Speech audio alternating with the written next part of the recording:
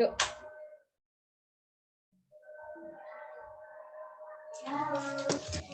Assalamualaikum warahmatullahi wabarakatuh. Puji dan syukur kehadirat Allah telah memberikan nikmat kepada kita semua.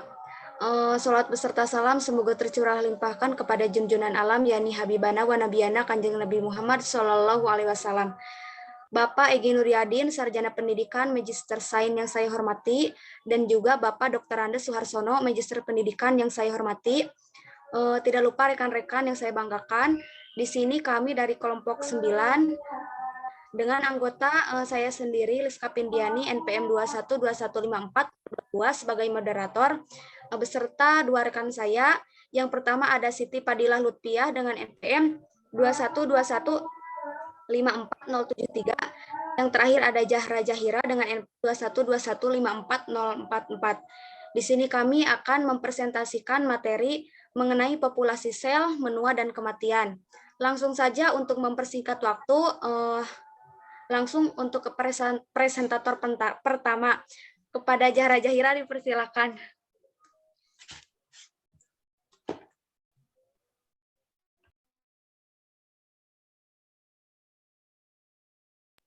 Baik, yang pertama populasi sel. Boleh di next slide.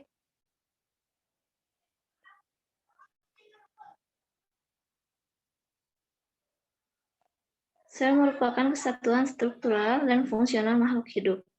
Populasi sel ada 3 macam, menurut kemampuan bermitosis diantaranya. Yang pertama ada populasi statis. Populasi statis yaitu sel-sel yang tidak dapat bermitosis, artinya tidak memiliki daya diferensiasi, yang termasuk populasi sel statis yaitu jaringan saraf. Yang kedua ada populasi ekspansi. Populasi ekspansi yaitu sel-selnya terus mengalami mitosis pada berbagai tempat. Mitosis terjadi untuk mencapai batas volume alat tertentu atau dalam proses penyembuhan sehingga alat yang merusak ke dalam bentuk seperti semula. Yang termasuk pada populasi ekspansi yaitu pankreas, ginjal, hati, tiroid, adrenal, liur, dan kelenjar saluran pencernaan. Next.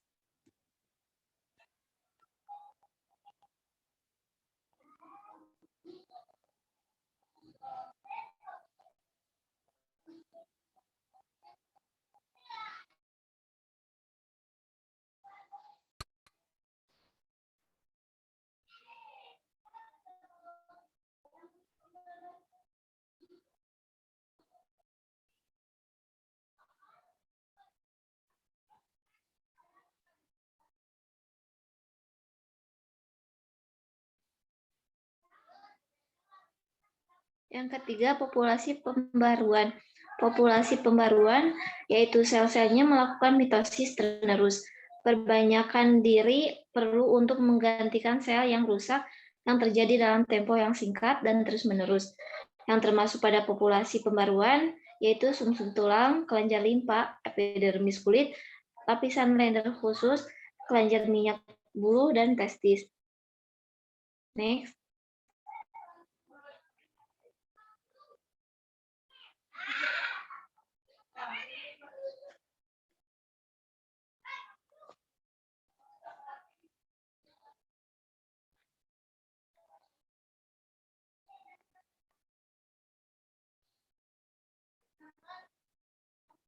Kandungan-kandungan dalam satu populasi sel.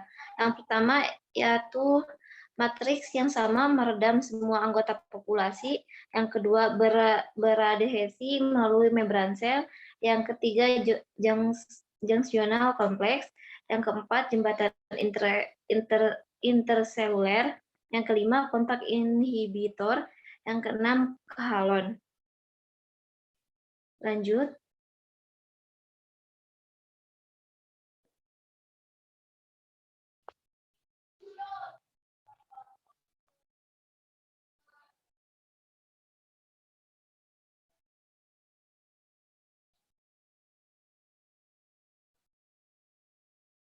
Penjelasan dari matriks. Matriks adalah kandungan bentuk cairan yang meredam sel-sel suatu jaringan yang mengandung bahan anorganik, organik, dan khas pada jaringan tertentu. Yang selanjutnya ada junctional kompleks, yaitu terdapat antara sel bersebelahan lewat junction, dapat disampaikan atau disebarkan sinyal, arus listrik, elektrolit, metabolit, dan ataupun bahan yang bersifat antitoksin dan antibodi. Selanjutnya ada barediasi sesama lewat membran sel. Dengan adanya adesi, maka sel anggota populasi jadi berlekatan rapat. Lanjut. Jembatan intraseluler pada sel tumbuhan dikenal adanya plasmodesma yang berperan menjembatani sel bertetangga sehingga berbagi sinyal dan penyebaran zat dapat dilakukan merata dan cepat. Kontak inhibiton adalah zat semacam protein yang terkandung dalam matriks atau bagian luar membran sel yang berfungsi untuk mencegah populasi bergerak pindah jika mereka sudah saling bersentuhan. Selanjutnya ada kalon, merupakan semacam protein yang terkandung pada matriks atau bagian luar membran sel yang berfungsi mencegah sel sepopulasi berdiferensiasi sehingga tidak menjadi mitosis.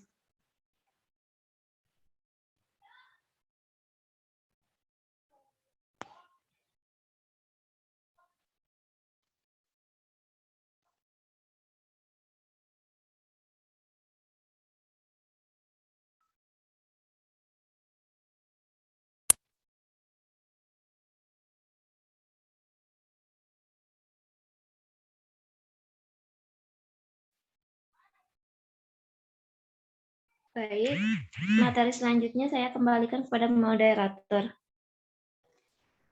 Baik, terima kasih kepada Zahra Jaira yang telah mempresentasikan. Di sini oleh saya sendiri. Di sini saya akan memaparkan materi tentang teori sel menua. Teori sel menua ini ada dua teori. Yang pertama ada teori Galat dan yang kedua ada teori gen rangkap. Nah, teori Galat ini disebut juga error teori yang diperkenalkan oleh Leslie Orgel. Nah, katanya suatu ketika dalam sel terjadi bencana sehingga berbagai aktivitas dan metabolisme jadi galat atau keliru. Susunan molekul protein sel bersama enzim-enzim rusak dan berdegenerasi. Bencana ini dapat timbul ketika amplas metabolisme dan badan sisa dari paskalisosom bertimbun dalam sel. Kegiatan dan metabolisme pun terhambat, bahkan mungkin dapat terjadi keracunan dan perhentian berbagai reaksi kimia. Yang kedua yaitu ada teori gen rangkap. Teori gen rangkap disebut juga dengan generudundensi teori yang diperkenalkan oleh Z. Medvedev. Banyak gen dalam sel yang rangkap, ada yang rangkap beribu-ribu kali. Dikira gen rangkap itu perlu untuk kelangsungan sintesa aktivitas sel. Menurut teori-teori ini, setiap gen memiliki unsur-unsur terbatas untuk tua dan tak mampu lagi aktif. Maka tugasnya diambil alih oleh gen duplikat atau saudara kembarnya. Karena itu makin banyak rangkap suatu gen, makin panjang umur sel untuk kegiatan tertentu sesuai dengan pekerjaan gen yang tadi. Next slide.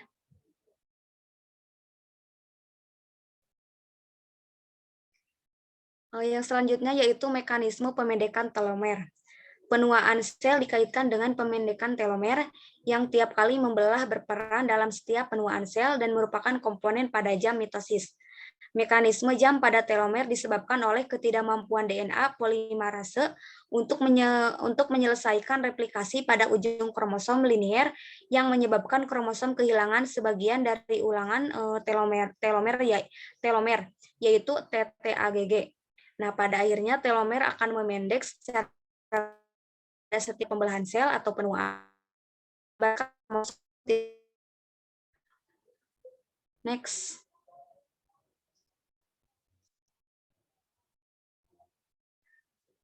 Yang selanjutnya yaitu proses menua pada kulit.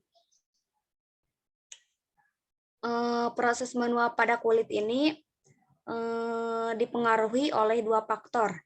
Yang pertama yaitu faktor intrinsik yang berasal dari dalam tubuh dan faktor ekstrinsik yang berasal dari luar tubuh. Nah, faktor ekstrinsik ini berhubungan dengan kehidupan sehari-hari dan dapat menyebabkan terjadinya proses faktor X. Yang pertama yaitu faktor intrinsik. Nah, faktor ini berasal dari dalam tubuh yang berpengaruh pada penuaan kulit sesuai dengan bertambahnya usia. Antara lain yaitu genetik, ras, dan hormonal. Nah, faktor genetik ini mempengaruhi awal terjadi proses menua pada manusia. Faktor ras, struktur kulit dapat mempengaruhi proses penuaan kulit karena berperan dalam sistem pertahanan tubuh terhadap lingkungan. Faktor hormonal sangat erat kaitannya dengan usia seseorang. Pengaruh ini dapat dilihat lebih jelas pada wanita yang memasuki masa menopause karena setelah usia produktif berakhir. Yang kedua yaitu ada faktor ekstrinsik. Faktor ini berasal dari luar tubuh yang berhubungan dengan kehidupan sehari-hari dan dapat menyebabkan terjadinya proses penuaan dini, misalnya terkena sinar matahari. Nah, sinar matahari merupakan faktor utama yang menyebabkan terjadinya penuaan kulit yang dikenal sebagai photoaging. Nah, selain itu, cara perawatan kulit yang salah, kebiasaan merokok, kebiasaan meminum alkohol, bahan pengawet, dan pewarna pada makanan, dan contoh yang lainnya.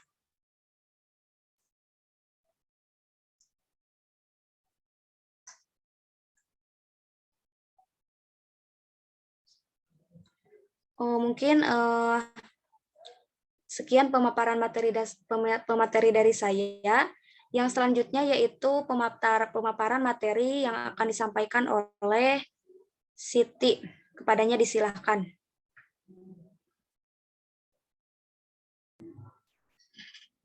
Baik, terima kasih kepada moderator yang telah mempersilahkan saya. Di sini saya akan memaparkan materi tentang perubahan penuaan kulit. Perubahan pada kulit dibagi menjadi dua, yaitu secara mikroskopis dan secara makroskopis.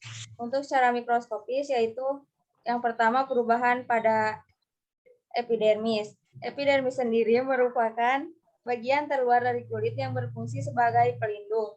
Penipisan pada lapisan epidermis mencerminkan berkurangnya proliferasi lapisan epidermis yang sejalan dengan bertambahnya usia. Pada keadaan tertentu, sel-sel stratum dan klonum biasanya menetap lebih lama sehingga kulit terlihat kusam akibat pengaruh sinar matahari. Sel-sel stratum dan klonum menjadi kurang beraturan dan kadar air berkurang sehingga kulit tampak kering dan bersisik. Yang kedua yaitu pada dermis. Perubahan pada dermis. Yang kedua yaitu pada dermis. Perubahan pada dermis pada penuaan kulit terjadi karena penurunan reproduksi sebum dan keringat sehingga mantel asam yang dibentuk berkurang dan mengakibatkan penguapan air meningkat. Yang terakhir yaitu terjadi penurunan jumlah lemak subbulatan. Yang selanjutnya yaitu secara makroskopis. Yang pertama yaitu kulit kering. Kulit kering ini ditandai dengan sisik dan retak halus. Kulit kering terjadi karena berkurang atau hilangnya lapisan hidrolipid permukaan kulit, sehingga terjadi penguapan air secara berlebihan, yang mengakibatkan kadar air di lapisan epidermis berkurang. Di dalam epidermis sendiri terdapat faktor pelembab alami yang dapat mengatur kadar air dalam kulit. Permukaan kulit yang kasar dan bersisik disebabkan adanya kelainan pada proses keratinisasi disertai perubahan ukuran dan bentuk sel epidermis. Yang ketiga yaitu kulit kendur. Yang selanjutnya yaitu kematian sel. Kematian sel merupakan peristiwa penting dalam perkembangan dan pertumbuhan hemostatis dan jaringan organisme multiseluler. Kematian sel ada dua macam, yaitu diantaranya secara nekrosis dan apoptosis. Yang pertama yaitu secara nekrosis. Nekrosis merupakan kematian sel akibat dari adanya kerusakan sel atau trauma di mana kematian sel tersebut secara tidak terkontrol yang di mana kematian sel tersebut secara tidak terkontrol yang dapat menyebabkan rusaknya sel, adanya respon peradangan, dan sangat berpotensi menyebabkan masalah kesehatan yang serius. Untuk yang kedua yaitu secara apoptosis. Untuk apoptosis ini merupakan kematian sel yang terprogram. Sel-sel yang mati sebagai respon dari beragam stimulus, dan selama apoptosis kematian sel tersebut terjadi secara terkontrol dalam suatu regulasi yang teratur. Informasi genetik memicu apoptosis aktif setelah sel menjalani masa hidup tertentu menyebabkan perubahan secara morfologis, termasuk perubahan pada inti sel, kemudian sel akan berfragmentasi menjadi badan apoptosis. Selanjutnya, fragmen tersebut diabsorpsi sehingga sel yang mati menghilang. Untuk yang selanjutnya yaitu penyebab dari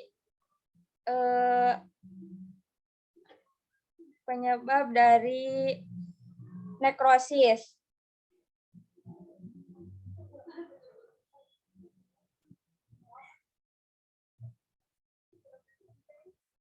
Faktor eksternal meliputi trauma mekanik atau kerusakan fisik tubuh yang menyebabkan kerusakan seluler, kerusakan pembuluh darah yang dapat menghambat suplai darah ke jaringan terkait, dan iskemia, yaitu berkurangnya darah yang dapat menyebabkan perubahan fungsi pada sel normal. Efek termal yaitu suhu tubuh yang terlalu tinggi atau terlalu rendah juga dapat menyebabkan gangguan pada sel yang berujung pada nekrosis. Untuk yang selanjutnya yaitu penyebab dari apoptosis itu karena rangsangan antigen, peptida imun, dan sinyal membran yang mengidentifikasi sel yang menua atau bermutasi. Virus yang menginfeksi sel akan menyebabkan kematian sel. Untuk yang terakhir itu kematian sel. Kematian sel, manfaat dari kematian sel.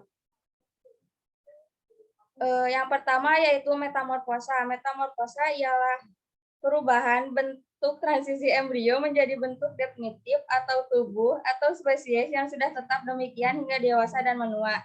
Yang kedua yaitu perupaan. Perupaan terjadi waktu metamorfosa atau waktu organogenesis pada hewan yang tidak menempuh bentuk transisi yang jelas. Sel-sel lapisan kulit antara jari mengalami kematian lalu diabsorpsi oleh makropag sapu tipis antara lidah dan dasar mulut, serta gusi pun dihancurkan agar lidah itu dapat terlepas dan digerak-gerakkan.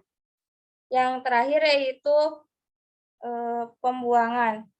Pembuangan kematian sel juga bermanfaat untuk pembuangan atau ekskresi sebagai ampas metabolisme atau sel benda asing yang tak dapat dihancurkan oleh lisosom. Mati dan terlepasnya sel epidermis, sel epitel, saluran pencernaan, dan sel epitel berbagai saluran dalam tubuh erat kaitannya dengan proses pembuangan ampas. Terima kasih. Sekian dari pemaparan dari saya kembalikan kepada moderator.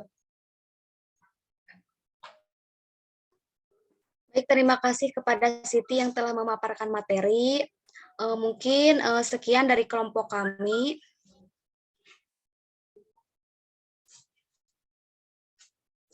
Mungkin sekian dari kelompok kami. Apabila ada rekan-rekan yang ingin bertanya, silakan untuk